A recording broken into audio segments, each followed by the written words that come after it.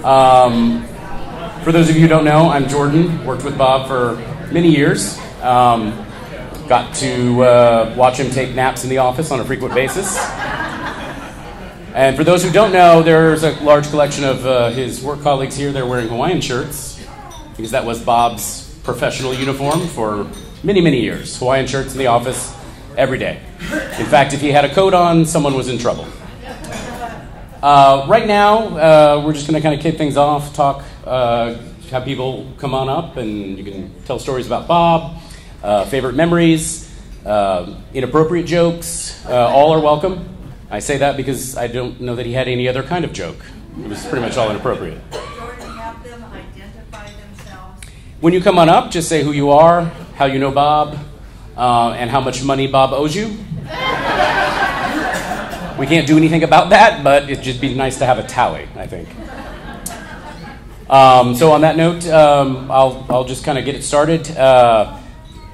Bob took me under his wing very early on, right after I was practicing law. Gave me some sage advice.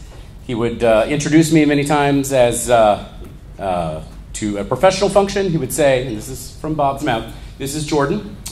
He is my new bitch."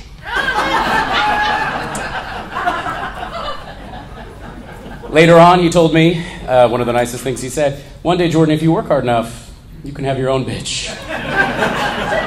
I'm still getting there. Bob taught me a lot of things, a lot of Yiddish words and phrases that I was not familiar with. My favorite was Altacocker. Can I say? Yeah? For those of you who don't know, it means old shitter, apparently, or old cranky person, which I thought was ironic, coming from Bob. I have several other stories, some of them not appropriate for large crowds, but I'm happy to tell them in smaller circles. But Bob meant a lot to me. He was like family. I remember when I was thinking about changing firms, my wife Amy said, "So what's going on?" I said, "Well, Bob says he's going to change firms." I go, "Oh, okay. I don't know what I'm going to do." She goes, "Go with Bob." I go, "Why?" She goes, "He's funny. I like him." And so this was the standard with which I made professional decisions. And you can see why Bob and I got along. So I'm going to take a moment and let anybody else who might want to come up and share funny stories or anecdotes or thoughts or kind, caring notes about Bob, if you feel up to it. No pressures. Anybody? No? Yes. He is also modeling the Bob Waltuch professional attire. That's right. Didn't matter who you were or how important, this is what he would wear. I agree. Thank you. Thank you. Hi, my name is Steve Dinnerstein, and I met Bob when I was 3 years old.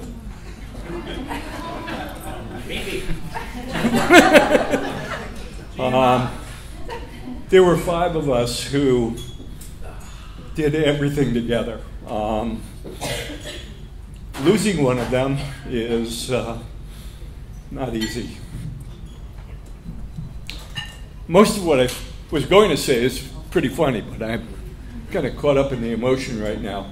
Anyway, we reconnected after many years, about 3 or 4 years ago when my wife and I were in Asheville, and I had seen Bob's post on Facebook that he was down there.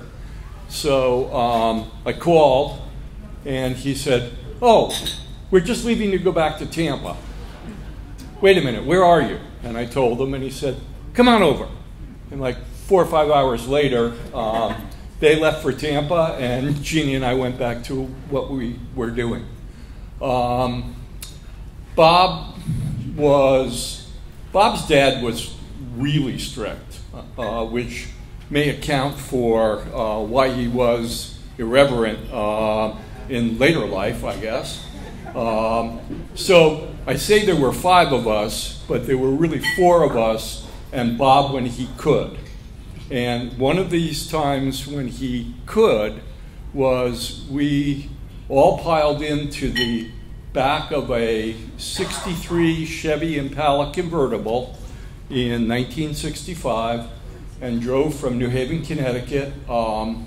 It was in between our graduating from high school and going to college, and drove to Montreal for Expo 65. And we got in the car with very little money and no plans. We just went and knew that things would be taken care of. So we went directly to Expo, and we were coming back on the tram to our car, and we met a young lady. And she worked at Expo and lived in Montreal, and we all jumped up to introduce ourselves. And Bob, being the leader of the pack, kind of introduced himself first. And as we went along, she said, "Well, where are you parked?" in a very thick French accent. And we said, "Well, we're parked at the sign of the Seal." And she said, "Oh, the fuck." And we said, "No, the Seal." And little did we know that that was French for anyway. So that really caught Bob's attention. So we found out where she was going. We followed her, and she introduced us to a boarding house, Madame Belle, and we found rooms there for the week that we were up there, and we kept in touch with Margot, and she introduced us to a bunch of her friends, and it was a memorable week, to say the very least. Mid-60s in a foreign country. Anyway, it was an incredible week, and as one of our five bought this huge sombrero at Expo 65, and anyway, Madame Belle's son loved this hat, and the guy who bought it wasn't giving it up for anything.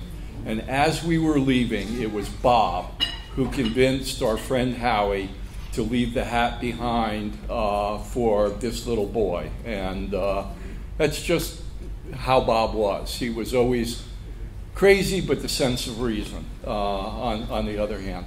And then the last story is one of our very close friends, this part of five, who was the first to get married.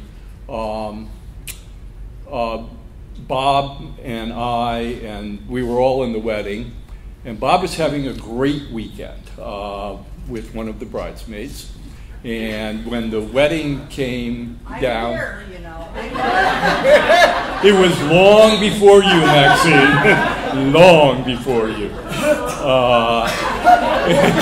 You told me to be as graphic as I wanted to be. Anyway, for anybody who's ever been to a Jewish wedding, you know that there's a Russian dance called the Kazatsky that you do, where you kind of fold your arms and you bounce up and down and kick your legs out. Well, Bob decided that he would do that and got in a circle of everybody that was at the wedding, and he blew the crotch out of his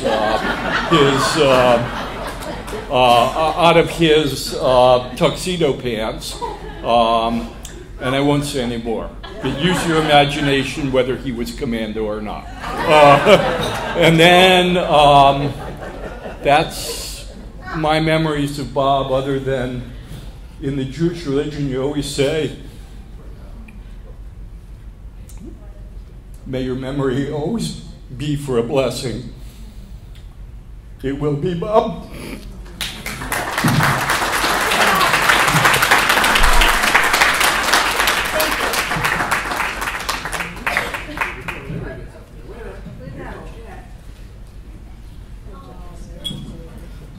We're going to go early because some of you might leave and I don't want you to miss the act. My name's Larry Hannon, and this is my beautiful bride of 43 years, Julie. And I'm just here to remind him of things he might forget. Because we're all getting older. We met Bob in 1987. We moved to Tampa, and Bob was our next door neighbor. We knew nobody. And I was coming to run a hospital called Town and Country Hospital. And it was sort of a little bit of a clan thing. So Bob and I got friendly immediately. He immediately referred us to Sheree Zedek. He said, "Oh, you got to go." Found out we were sort of Jewish. So we... I'm also here to do that. I got my own heckler. I bring up my own heckler. So anyhow, there was a lot of wonderful stories about first meeting Bob. He was sort of the mayor of our little neighborhood in cul-de-sac, and was responsible for introducing us to almost everybody we knew in Tampa for the next 5 years. About 2 years into that little stint, I decided to have a big party. We had a lot of parties at Town and Country Hospital. I think Barry might remember a couple of them, and some other people in the audience probably remember them. So we had this kind of 70s themed party, and we're all dressed in hippie outfits, and we have beads everywhere, and psychedelic music playing, and oregano burning, because pot was illegal then. And unbeknownst to me, and me only, I thought, at the time, unbeknownst to me, the department managers that we were having a party for, celebrating something or other, had arranged, one of my managers in the hospital had a police officer, somebody from the sheriff's office was their sister or sister-in-law or whatever. And so they trumped up this thing, no pun intended, they trumped up this story that the neighbors had called to complain about this wild pot party going on, and they were going to arrest me. They were going to bust me. And so they were all in on it. Everybody but me and one Bob Waltuch. Okay? So, you're talking about Waltuch being irreverent and not being serious and all this stuff. Well, the cops show up, and Bob drags me in, and I'm yelling at this lady. He's saying, "What do you mean? We're just having a party. I'm an executive. It's a hospital. These are all legitimate people. There's no pot. It's a regular..." And she said, "I'm sorry, sir. I'm going to have to take you in. I'm going to have to arrest you now for all this stuff going on." And I'm taking it seriously, so I'm yelling at her, and Bob's doing this. "Don't talk. I'm your attorney. I'm his attorney. I'm going to protect him. I'm going to do this." And Bob is, and I'm saying, "Screw you, Bob. I'm going to handle this." You know, I'm like going over him to get at the cop, and he thinks something. He said, "Larry, you're going to do 5 years," and he's telling me every statute. And then, of course, everybody started laughing, and that was the end of that story. So Bob took everything rather seriously when it came to the law. You know, you couldn't mess around with him. Okay, that's it. That's it. That's it. Okay. You can tell us that. He wasn't prepared. I'll do anything for that. I'm going to tell you the stuff that the women appreciate about Bob. Bob had the biggest heart. He officiated my sister's wedding in my house. When my daughter got married, he and Max showed up at our house in their tuxedos, and they prepared a beautiful meal as sort of a family rehearsal dinner meal. It was amazing. They acted like our staff for the night, and it was the sweetest thing in the world. You know, if you got a daughter getting married, how special those moments are, and they still remember that. And then Bob and I were diagnosed with cancer about the same time, and so we had a lot of talks together, and I loved seeing him posting on Facebook all the photos of foliage. Fall foliage. He's sort of like, this is this man that I didn't know that started opening his heart and appreciating nature, which was, you know, one of those things that I really appreciated about him, and I loved him very much, and he was been a part of our family for decades, so I miss him. Yes, yes.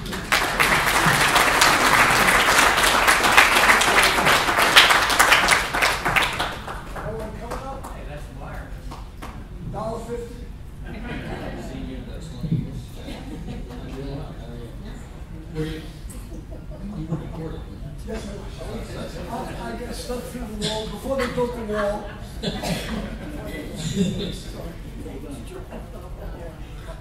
Oh, golly.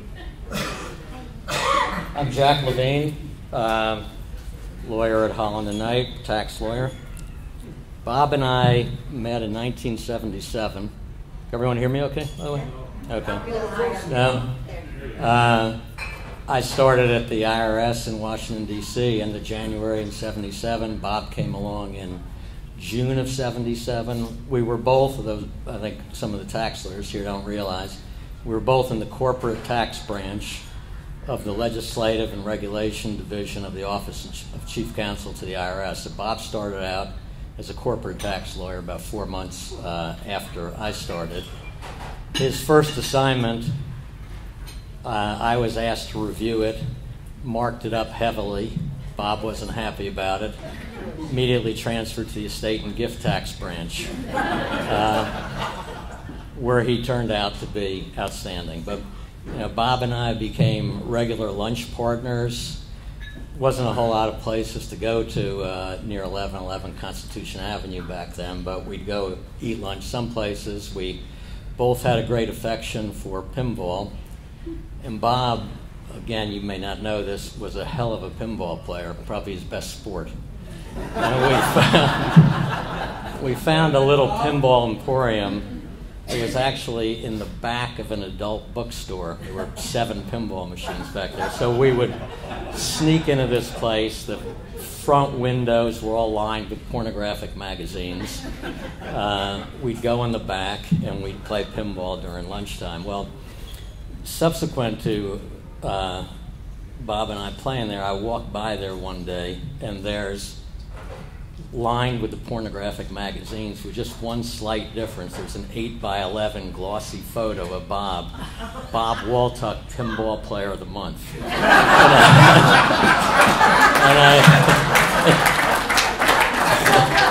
And we both kind of hoped no higher-ups at the IRS would see that.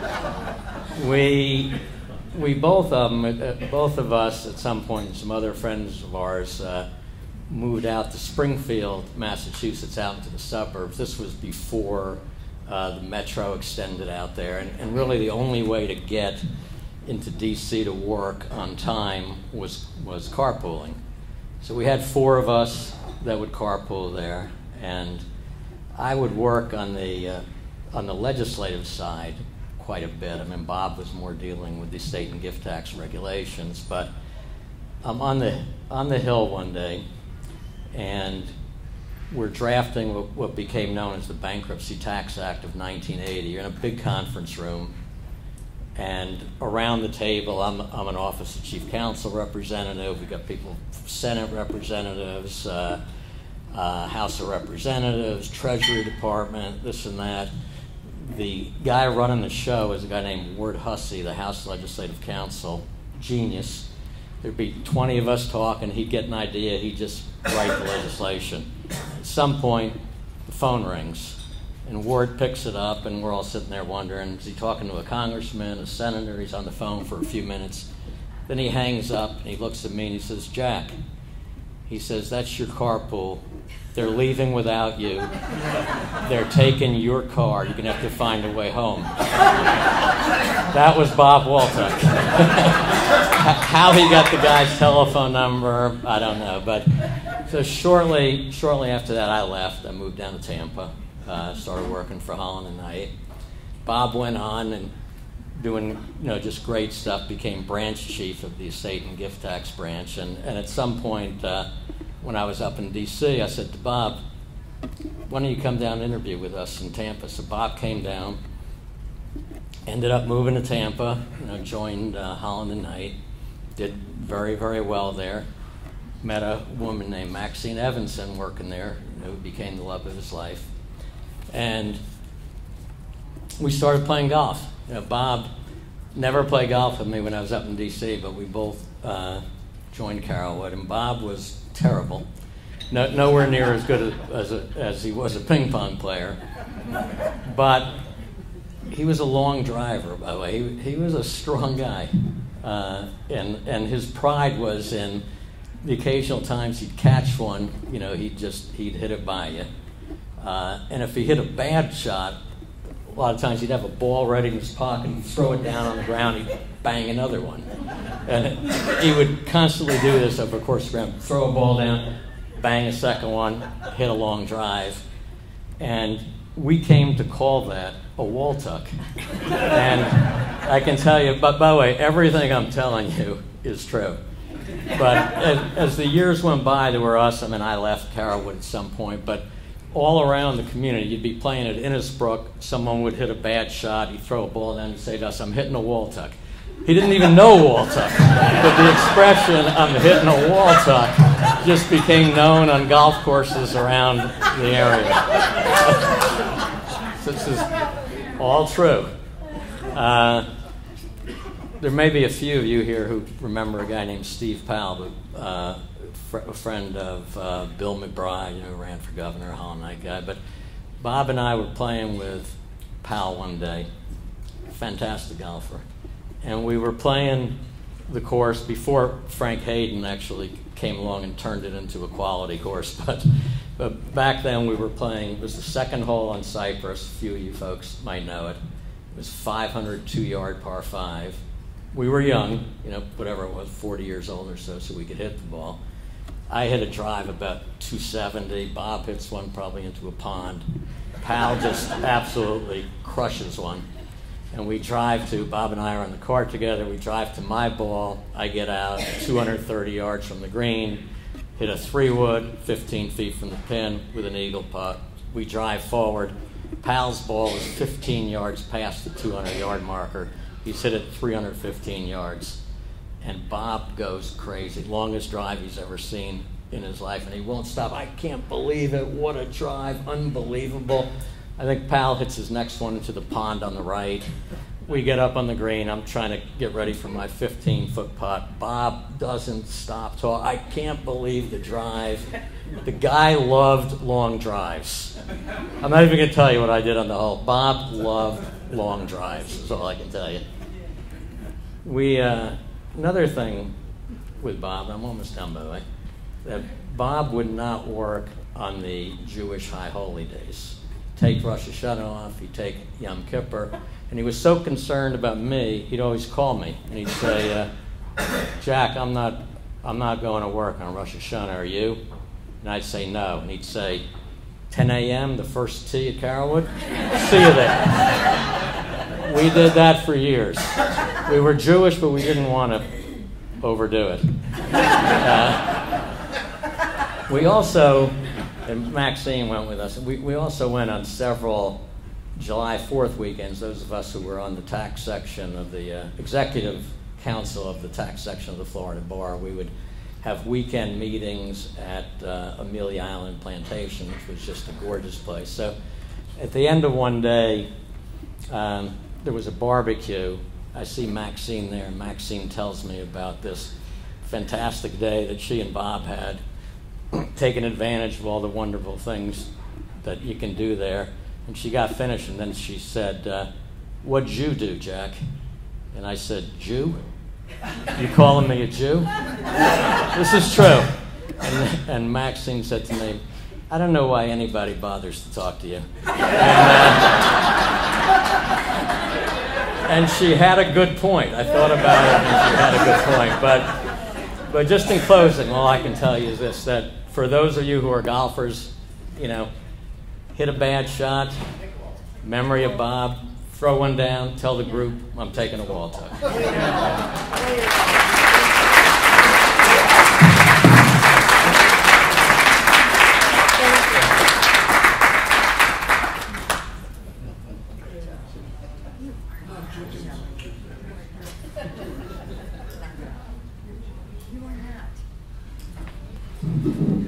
So my name is Mary Karras. I'm one of Maxine's many M sisters. There are a bunch of us here today. And this is a good follow-up for the last fellow. We know that many of you have known Bob for a very long time, but we were lucky to have him in our family. So Bob married into a very large Catholic family. And right from the beginning, he lovingly called himself our token Jew. And so he was, I think maybe the first time he went to a Catholic Mass was at Dad's funeral Mass. Yes. Is that right? Yes. Uh-huh. So he didn't know the protocol, and toward the end of the Mass, there's a sign of peace. And we all got up and milled around and hugged each other and shook hands and, peace on you and all that. And Bob thought, hey, this is cool. And, well, that was Dad. So Bob got up. He thought that was pretty cool. So he was around and he was shaking hands and he was hugging. And all of a sudden he realized he was the only guy still wandering. And so he said, oh, for goodness sakes, get the Jew in the pew and let the service continue. So that was our Bob. But that's a silly thing. What I guess I really would like to say is that for all the many years that we've known Bob, he's been very generous. He hosted Mom and Dad in their Florida home, wherever their home was. Mom and Dad were welcome, showed them a wonderful time, took such good care of them.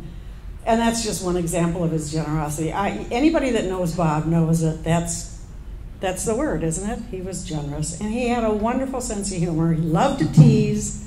He had a twinkle in his eye. And if we could wish it any other way, we would never have wished him to have this kind of an ending. It was very hard to watch. Bob didn't want to leave us, as you all know. He fought very hard to stay. He wasn't done living yet. We weren't done having him with us yet. But we don't get to choose always the way it's going to be. So our family is so amazed and proud of our sister Maxine, and for all the love she poured into that man, how well she took care of him. She was there every minute, loving him and taking good care of him. Not always easy, for sure. And so we are just very blessed, all of us, to have known him. And this whole crowd, all of us, are part of the family that will never forget Bob, as I'm sure none of you will either. So anyway, that's our Bob. He was our token Jew.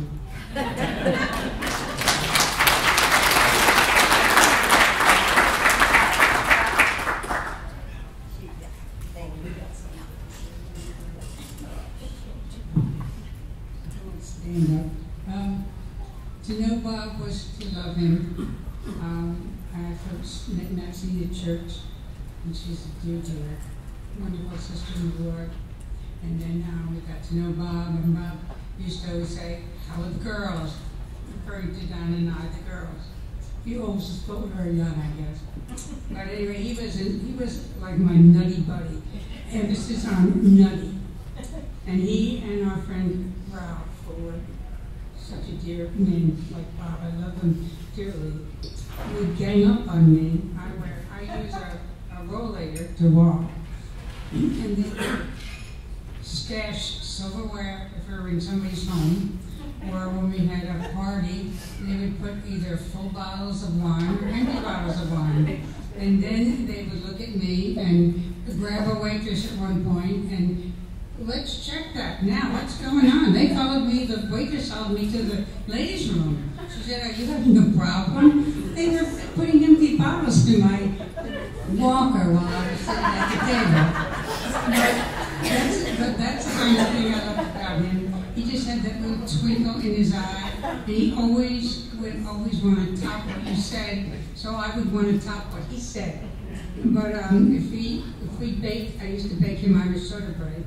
And if I sent him something home with Maxine, he said, well, where's mine? I sent him something on the holiday, and he said, well, I'm supposed to get double because this is 9 days. I said, well, that's your problem. I don't celebrate that.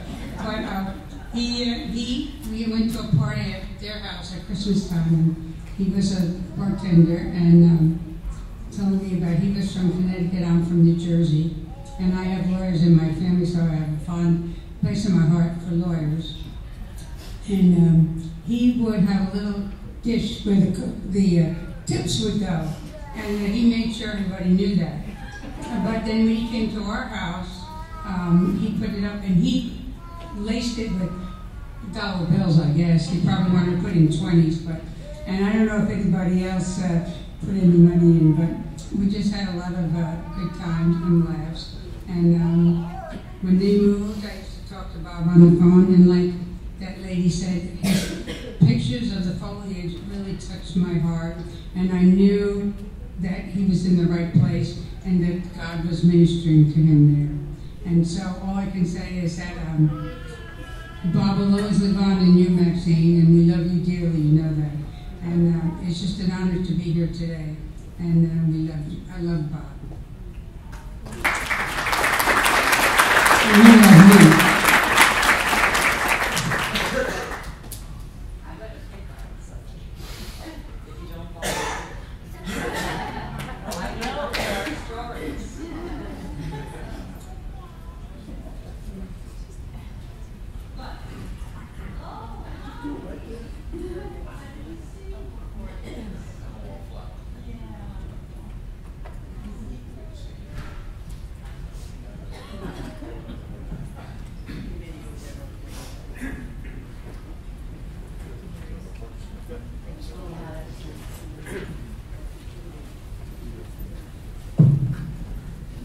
Doesn't fit. Okay. Hi, I'm Bill Lane. I'm a partner at the Holland Knight Law Firm. I've known Bob for, since around 1990, before I became involved with Holland and Knight. Jack Levine mentioned summer meetings at the Florida Bar Tax Section meetings in Amelia Island. And I first met Bob working on a project for the tax section. It was actually in Tallahassee around 1990. And I walked into a room, and because I was trying to get ready for a presentation, it turned out that he had a presentation that day also. And so there were two people in the room for about an hour before the meeting started. It was Bob Waltuch and me. And I realized quickly that Bob took his profession very seriously, but he didn't take himself very seriously. And that's the way I've always tried to behave as well. And so that was one of the most fun hours of preparation that I ever had, dealing with a complex tax topic. And we would make each other giggle and laugh. And Bob's laugh I could only describe as a high-pitched Jabba the Hutt laugh. And it was very frequently emitted. A few years later, I had an opportunity to consider joining Holland and Knight. And when Bob found out, he called me and he said, "You've got to do this. And when you start negotiating with Bill McBride, call me and I will tell you how to respond to his negotiation tactics, and we'll get you a better deal." And so I started negotiating with Bill McBride, and I would take the call and thank Bill, who was always very gracious, and then I would call Bob, and Bob would give me the next round of negotiating points. And so I'm sure, and the last point was, tell Bill to administratively assign you to the St. Pete office, because the St. Pete office has lower per lawyer overhead, and you'll make more money over there. And I did. And you did. But what I realized is, because of our age disparity, I'm 8 years younger than Bob, by raising my compensation, he was raising his compensation. Which reminds me of another point that Bob would always make. Whenever the firm would have a big meeting or a big party, that if the firm would have a lawyer meeting, it would cost a couple $1 million.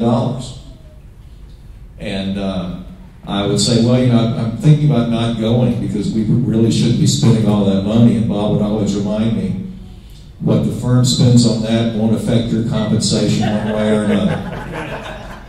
He was very on target with that. But finally, I'd just like to say that two things really. So when I joined the firm, I did have an office in Tampa, and it was adjacent to Bob's office, and it was an associate's office. But I became a partner after about 6 months with the firm. But I always told people that my office was actually Bob Waltuch's walk-in closet. and it was about that size. But I enjoyed practicing adjacent to Bob so much that I became a partner within 6 months. But I refused every opportunity to move from Bob Waltuch's walk-in closet because we were right there together practicing every day together. And I knew that any day where I heard that Jabba the Hutt laugh coming from next door, that it was going to be a good day for both of us. So, and the last thing I'll say is, because of our age disparity and our enjoyment with each other's company, having Bob around was like having a big brother I never had. And I've missed him for quite some time, and Mac's been thinking about you a lot.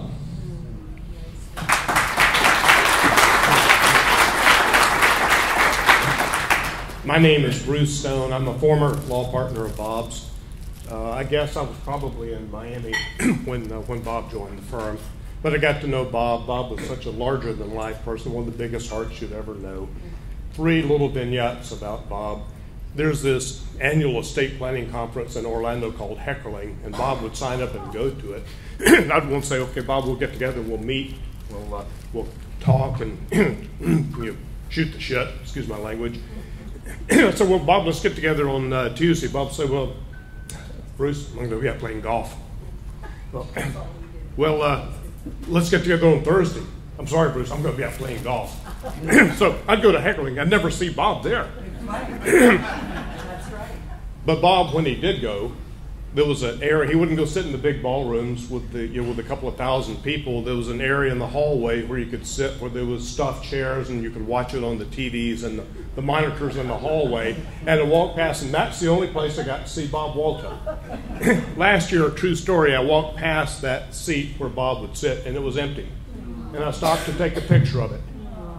And I thought about sending it to Bob, but I decided not to do it because it would just be too poignant, because I missed him so much, and I didn't want Bob to, I was torn. I wanted to let him know, we all love him and missed him, and he wasn't there, and his absence was noted. Second vignette was some years ago, I was asked to get involved to represent a couple who was trying to do a postnuptial agreement. They had fired 3 sets of lawyers. 3 sets of lawyers. So I was brought in to represent one of the spouses, and I was told, you pick any person you want in the state of Florida to represent the other spouse. I picked Bob Waltuch. All my friends, all my wonderful lawyers, my partner Bill Lane and others, Bob Waltuch was my one and only choice. And Bob and I, it was a very long thought. It took us over 3 years to get that thing together, Max, to bring it home to roost. It was so demoralizing. We would sit there. It was an emotional grind. I would chill out after a while. I couldn't face it. Bob would do the same thing. And we'd get back on board. And one day I'm talking to Bob, and I say, well, Bob, here's my client's position. Bob says, Bruce, stop. I know what you're going to say. I said, what do you mean I know what you're going to? You know what I'm going to say? He says, my client's reading your client's emails. And so she was. She was reading my emails, attorney-client privilege with my client, and she was telling Bob, so knew what I was going to say before it was. But that's why I picked Bob, and we stuck together, and we brought that thing home to conclusion. It was had it not been for Bob, I never could have gotten it done. It was just, he was just a wonderful, fabulous lawyer. The last little vignette, I had to go to Israel for a client matter. Never been to Israel before. I grew up in South Alabama. I think we had one Jew in the small town where I lived. And he came to the Presbyterian church. True story, true story. So here I am, this Southern Presbyterian, going to go off to Israel. Bob taught me, said, Bruce, we got to get you ready to go to Israel. You got to learn davening. So Bob taught me how to daven. Because I'm going to go to the Wailing Wall. And Bob got me prepared, and Bob gave me a little prayer wrapped up in a little tiny piece of paper to take to the Wailing Wall. I never read it. I don't know what was in there. I got to the Wailing Wall, and I deposited that prayer for Bob Waltuch. To this day, I don't know what it said, but I know that our God and Father in heaven has honored Bob's prayer. And we'll always miss you, Bob. You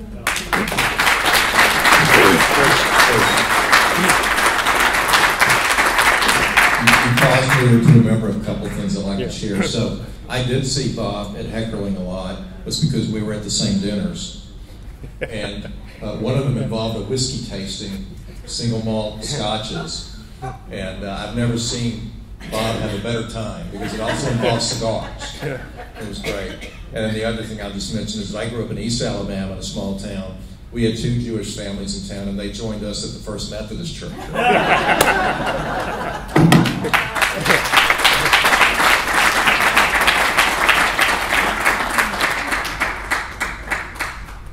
This is something that not a lot of people know. I'm Marcy. I'm Max's sister, Bob's sister-in-law. I spent a lot of time with Bob and Max in Florida. I used to bring my mom down to Florida after my dad passed away. We'd spend a good week or 2 with you. So they were always very open. But this goes way back. I was on a trip. For the first time ever, I went to Disney World with a group of adult women. There was 5 of us that took this trip.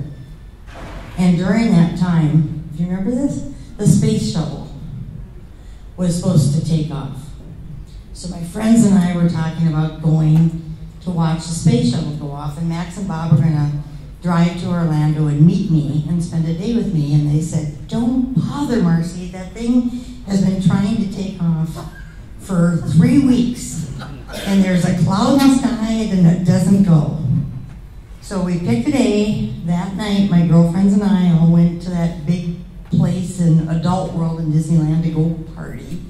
And we got home about 2 o'clock in the morning. And at 4 a.m., all my girlfriends got up to take off to Cape Canaveral to watch the space shuttle go off, while I laid in bed because my sister and brother-in-law, the know-it-all people, said, "Not worth it," because Max and Bob are going to come spend the day with me. So 10 a.m. rolls around, I'm still laying in bed. My friends have come back and they saw the space shuttle go off. So it's the worst piece of advice I've ever taken from my brother-in-law, Bob. So I love him to pieces, but just wanted you to know that he wasn't always perfect.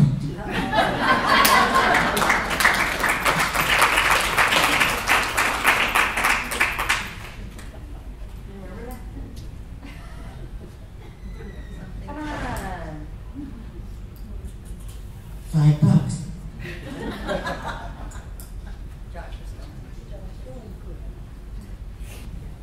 Hi everybody, I'm Joshua Evenson. Bob was my stepfather, and I'm not really good at coming off the top of my head with things, but I do want to read an email, the last email I ever sent to Bob. Josh, put it closer to you. This is the last email I ever sent to Bob.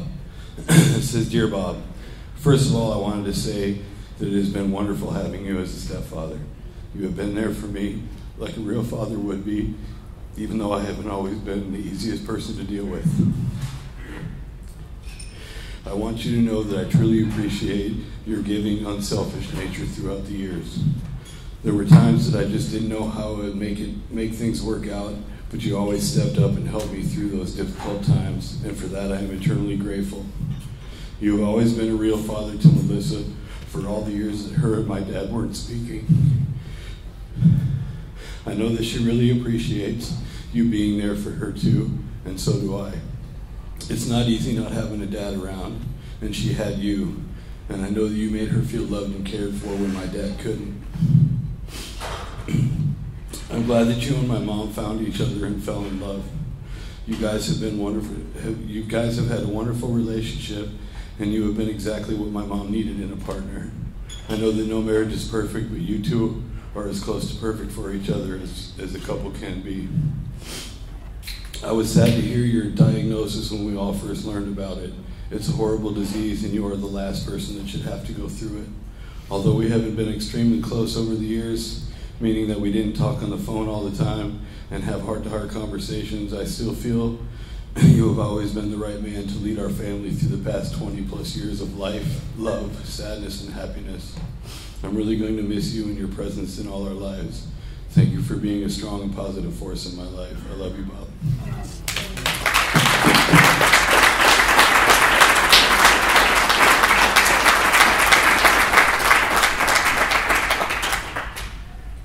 Actually, Max, real quick, I'm going to tell a story about the Schuts and Bowen people that several of them have told me. I forgot or wasn't there. We would have an attorney meeting once a month. Bob would go for the food. Would often sit in the back of the room and make loud jokes and/or comments. But this one time was particularly poignant. It was the first day of the Masters.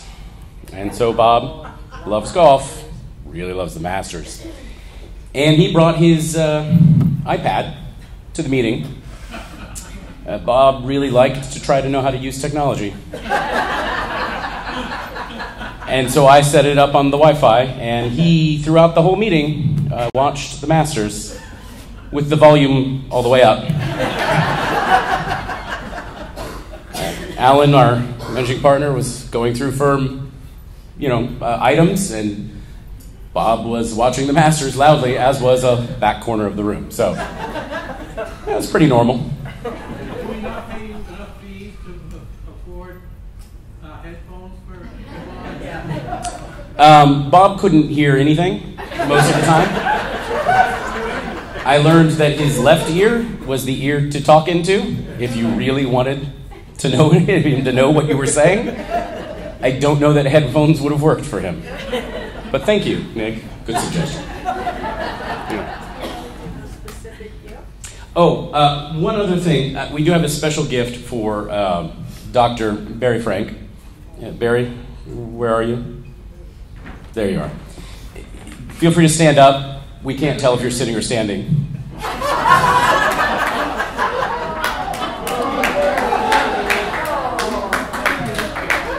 I love you, Barry.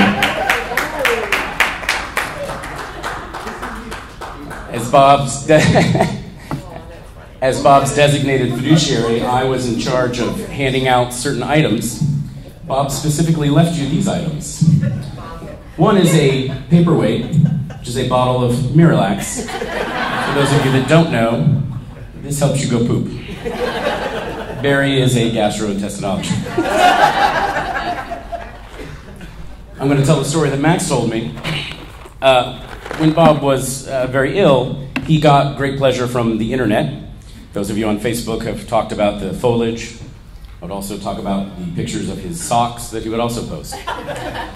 He also liked to do some shopping, and Max did not want to take the credit card privileges away because it gave him, again, some pleasure.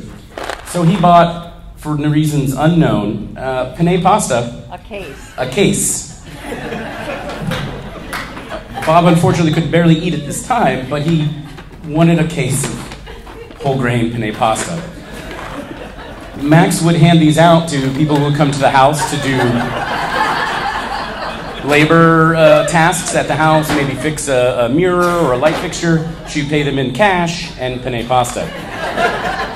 She could not get rid of them all, so Perry, he wanted you to have them.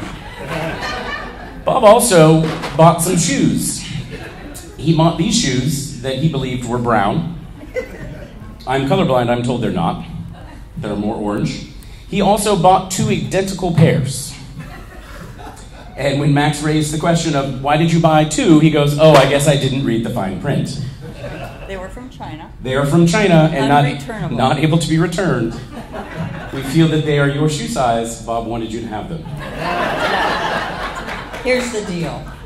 I brought all this stuff out after Bob's burial to his friends, Frank. Blame us. Go ahead. We'll take it. All these guys trying to get rid of this stuff, and poor Barry wasn't there. So they said, I got a great idea. Let's give this to Barry.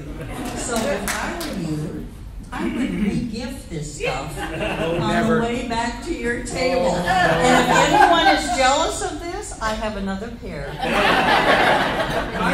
What size? I don't even know. They're Chinese. There's no size in them. No size. Okay, so at the behest of my wife, I shut up. And I'm so sorry, but I will not anymore. Good for you.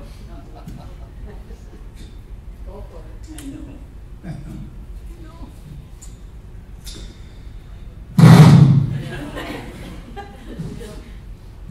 Bobby was my good friend.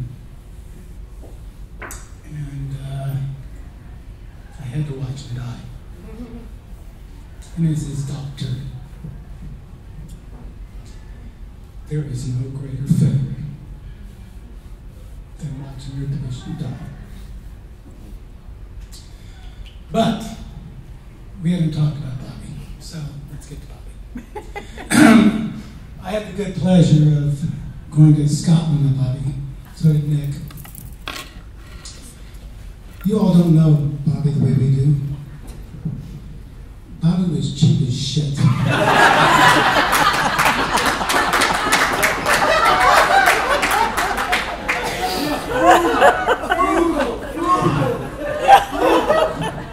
Scottish. Let's show a little respect here. Nick and I made the big mistake of letting Bobby set up the trip. And Bobby set up the trip. But Bobby is cheap and cheap, beyond cheap.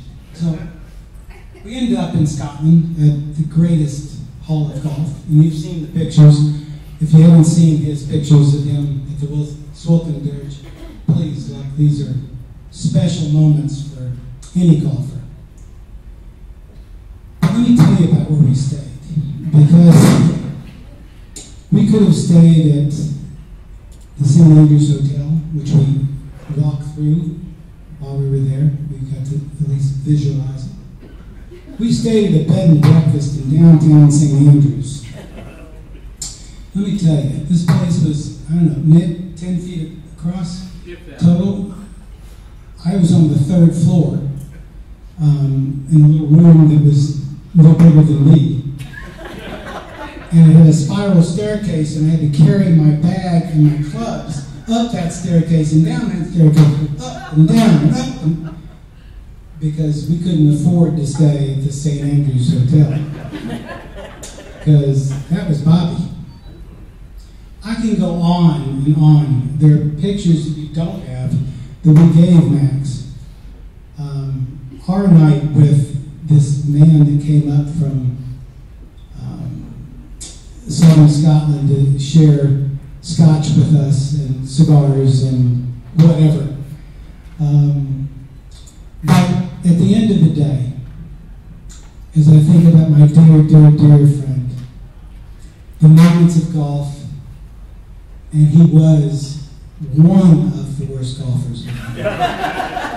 I mean, truly, his golf swing was, only Mike Silver's golf swing is worse. There's nothing much worse. But good to be with you, Barry. Love you. The moments of golf with him in Mount Ayr, in Scotland, at the places that we went. I'm telling you, I will miss Bobby every moment of my life. He is so special to all of us, but to some of us, he is deep inside, man. And I'm so sorry that he died.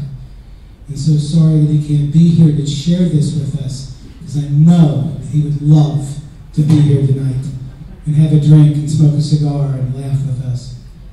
Bobby was the best of the best. He left some wonderful people. And I'm so sorry that he can't be here with us tonight. Thank you.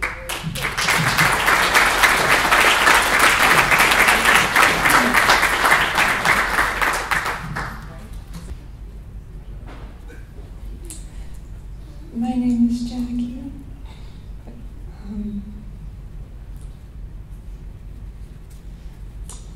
I'm not an attorney, so I'm not very good at public speaking, like all of you. Maxine is my dearie, and the night I met Bob, we were at a Christmas party for our prayer group. And it's kind of funny to hear all these stories now. And I'm thinking back to that night when Bob pulled me aside and he said, so what do you prayer group people do at a party?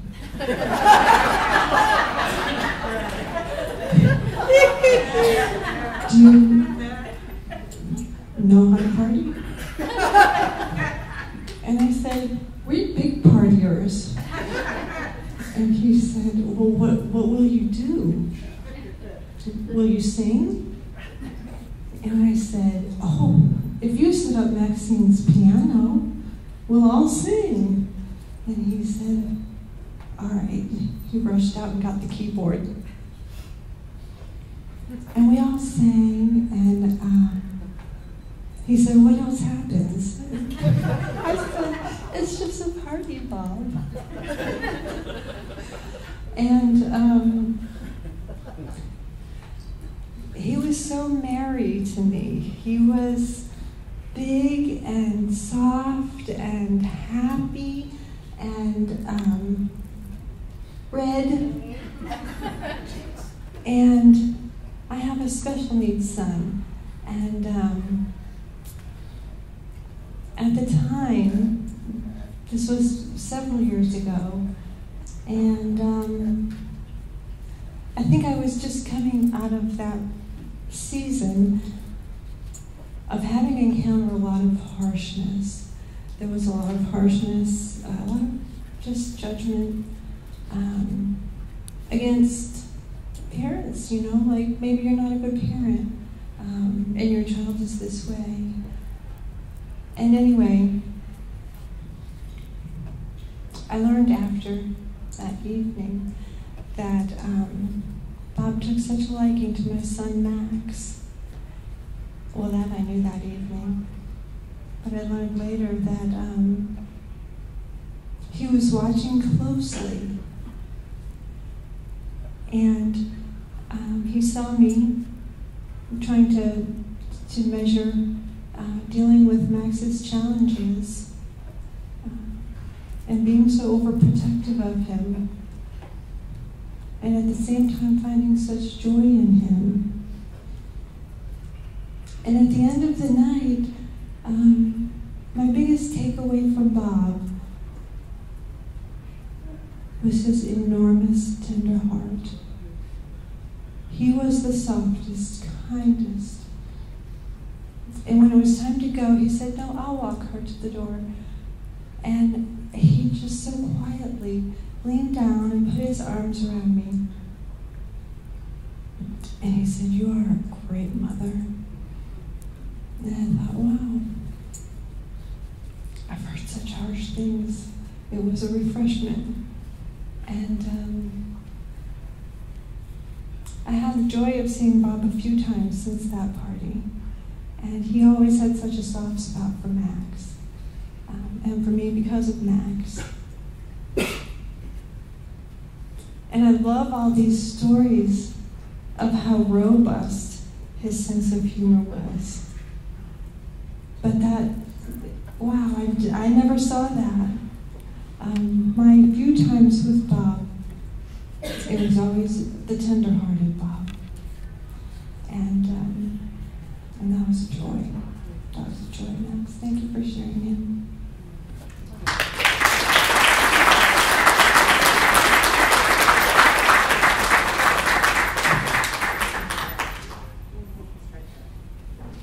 Anyone else? Thank you for coming. I can't speak of him in the past tense. He's here.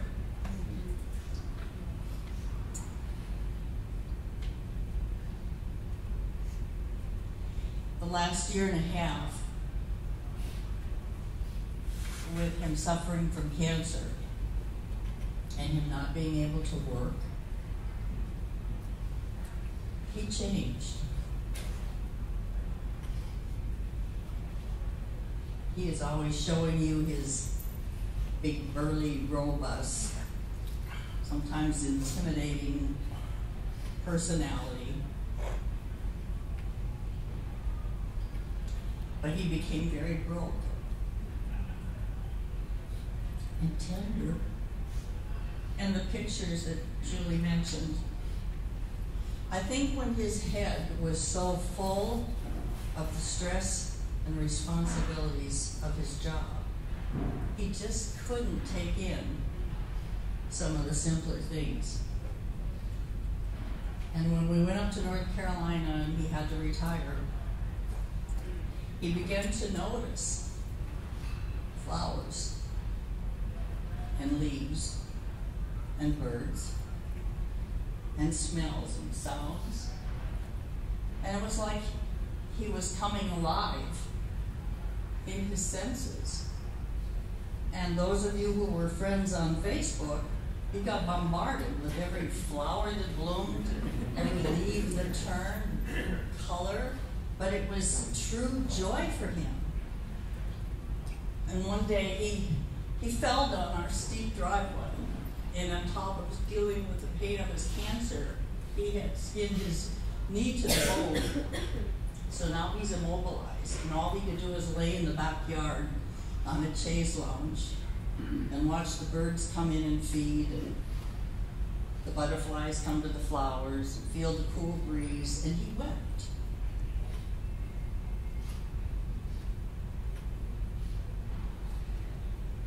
He said, "This is such beauty."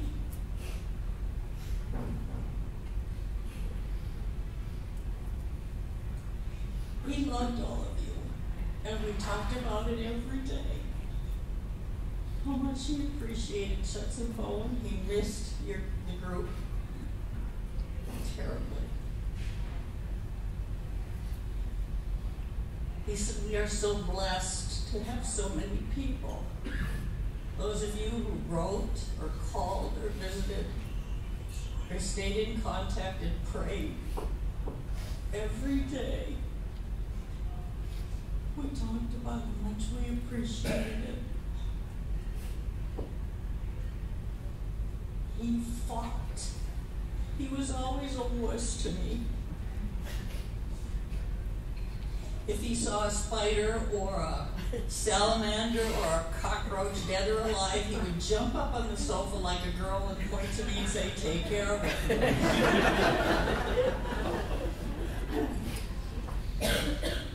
When it came to fighting cancer, he was a warrior. He tried 4 different treatments, and he would have tried another one had they had it. He so desperately wanted to live.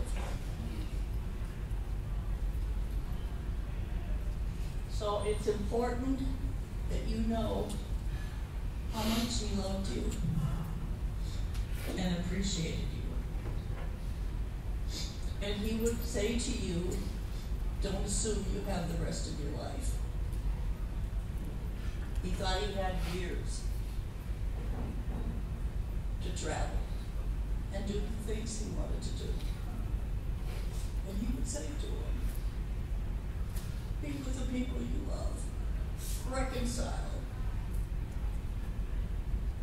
That's what's important. Sometimes I shook inside with the anger as I watched cancer eat him. He lost over 100 pounds. And I thought, what do I do with this rage? He turned to me one day and he said, this is happening to my body and there isn't anything I can do about it.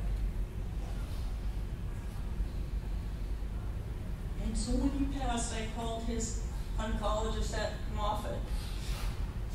And I said, Dr. Strasberg, how can we make a change? Neuroendocrine tumor is a very rare cancer. And there isn't a whole lot of thought about it. Dr. Strasberg leads up some of the most current treatments. I said, tell me how we can contribute to the research so that maybe someone else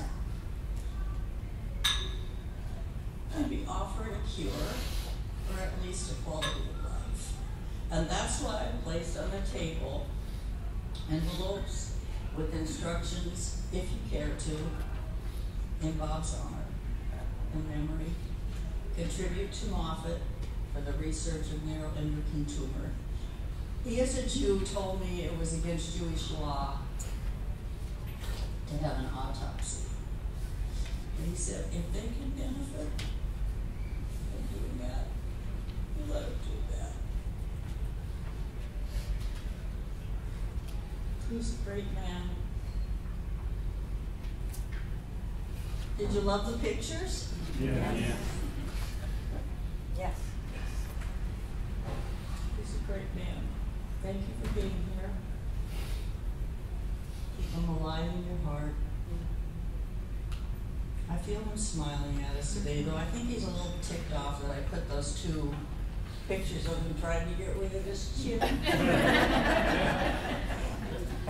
No one can make me laugh like him, but no one can tick me off like him.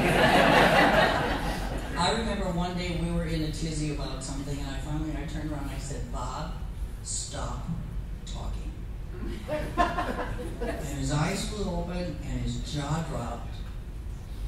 And he looked at me and he started laughing. I mean, that belly laugh, and he's laughing, so I'm laughing. Well, that was the end of the tizzy. I loved him. He gave so much to us.